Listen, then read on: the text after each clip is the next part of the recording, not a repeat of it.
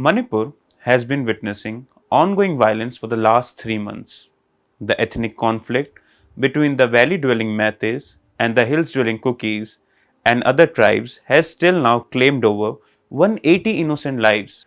The flames are still simmering, and victims have been knocking on the doors of the Supreme Court in search of justice and due compensation. Hello, and welcome to The Wire. I am Monish Upadhyay. On August 7, the Supreme Court appointed a Judicial Commission that has been looking into the violence in Manipur. It has now submitted its reports.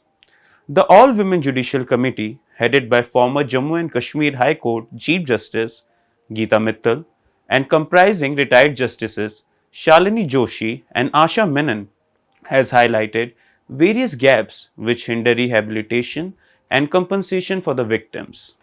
The directions for a committee came after a bench comprising Chief Justice of India D.Y. Chandrachud, Justice J.B. Pardiwala, and Justice Manoj Misra heard several petitions on the Manipur violence.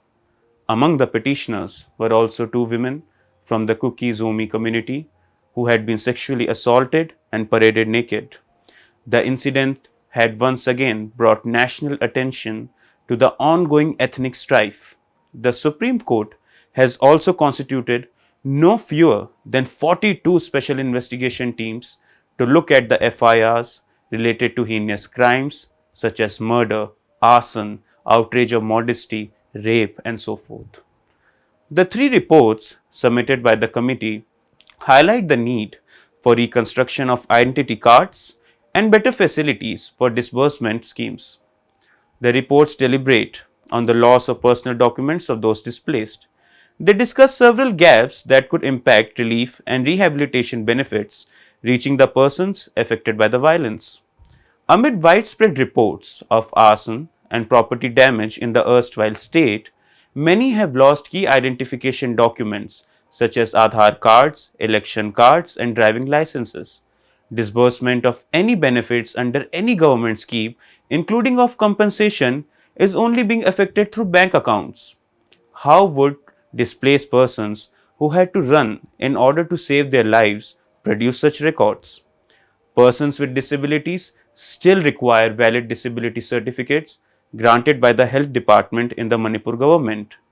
The Judicial Commission has observed that since getting a copy of the Aadhaar card is the simplest, it has recommended the Director General of Unique Identification Authority of India, Guwahati office, as well as the Secretary, Department of Home Affairs, work together ensuring availability of Aadhaar to those displaced.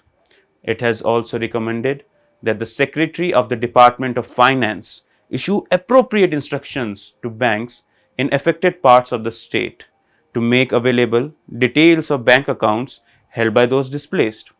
It even goes further, stating that banks should depute responsible staff members to visit relief camps and interact with the victims to ensure continuing bank services to them.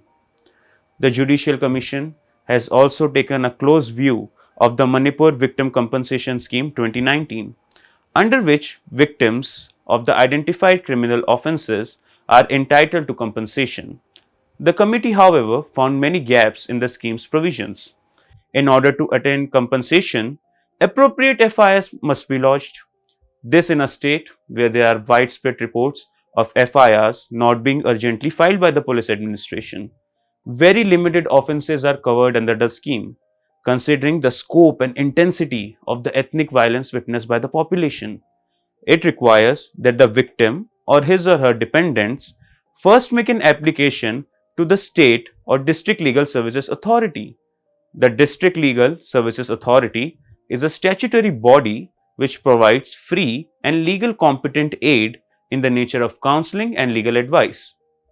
The victims should also not have been compensated for loss or injury under any other scheme of the central or state government.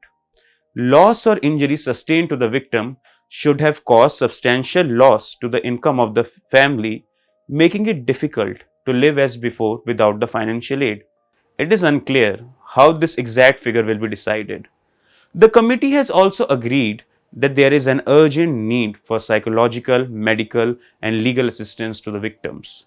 It has recommended that district states legal services authorities can arrange for the same. Time-bound directions need to be given to the National Legal Services Authority to increase the scope of the offences and fix rates of interim compensation. The subsequent inquiries found that only 9 of the 16 districts in the state are covered by legal secretaries of DLSA. The report also encouraged funds to be placed at the hands of state legal service authorities considering the extent of violence in the state. Time-bound directions should also be given to district collectors for implementation of the scheme. The Commission takes note that paralegal volunteers, law students, and so forth be deputed to assess the victims and dependents in obtaining their documents of identity, details of bank accounts, making of applications, and so on. The committee has also urged the appointment of appropriate experts to facilitate the suggestions made by them. The Supreme Court has taken cognizance of these reports. Next steps, which will determine how and when victims in Manipur get justice, are awaited.